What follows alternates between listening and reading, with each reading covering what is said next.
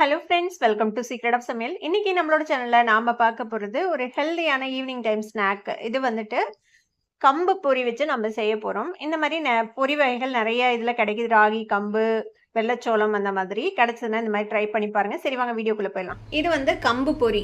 இப்போ இந்த மாதிரி பொரி மாதிரியே கம்புல, ராகில எல்லாமும் வருது. இந்த மாதிரி பொரி மாதிரி பஃப்டு ரைஸ் மாதிரியே வருது. இந்த மாதிரி கிடைச்சதுன்னா நீங்க வாங்கிக்கோங்க. இதை வச்சு நம்ம நிறைய ஸ்நாக்ஸ் செய்யலாம். மிக்சர் மாதிரி, இல்லை நார்த் இந்தியன் ஸ்டைலில் அந்த மாதிரி நீங்கள் எப்படி வேணாலும் செய்யலாம். இல்லை பேல் மாதிரி செய்யலாம்.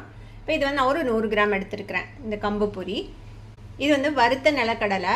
இது வந்து ஒரு 2 டேபிள் ஸ்பூன் எடுத்துருக்கிறேன். இது கூடவே வந்துட்டு பொட்டுக்கடலையும் எடுத்து வச்சுருக்கேன், ஒரு டேபிள் ஸ்பூன் அளவுக்கு. கொஞ்சமாக மஞ்சள் தூள். இது வந்து சாம்பார் பொடி எடுத்து வச்சுருக்கிறேன், ஒரு 1/2 டீஸ்பூன் அளவுக்கு சாம்பார் பொடி. நீங்கள் நார்மல் மிளகாப்பொடி கூட போட்டுக்கலாம். ஒரு கட்டை அளவுக்கு பூண்டு எடுத்து அது கூடவே சீரகம் 1 டீஸ்பூன் சேர்த்து இடித்து வச்சுருக்கிறேன். 1-2 இடித்து வச்சுக்கோங்க. ஒரு 2 வரமிளகாய் கிள்ளி வச்சுருக்கிறேன். கொஞ்சம் நிறையா கருவேப்பிலை. ஒரு வடச்சட்டி அடுப்பில் வச்சுக்கலாம். இதில் வந்துட்டு கொஞ்சமாக தேங்காய் எண்ணெய் விட்டுக்கோங்க. தேங்காய் எண்ணெய் செஞ்சால் நல்லாயிருக்கும். உங்களுக்கு தேங்காய் எண்ணெய் ஸ்மெல் பிடிக்காதுன்னா நார்மல் ஆயில் விட்டுக்கலாம். இது கூடவே ஒரே 1 டீஸ்பூன் நெய் விட்டுக்கோங்க.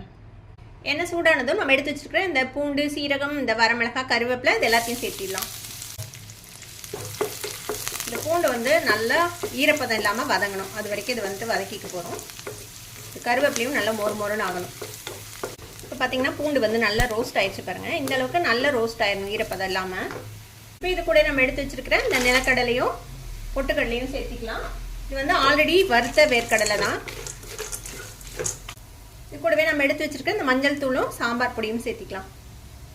இதையும் ஒரு வறுத்து இந்த எண்ணெயில் நம்ம எடுத்து வச்சுருக்கிற இந்த 100 கிராம் கம்பு பொரியை சேர்த்திக்கலாம்.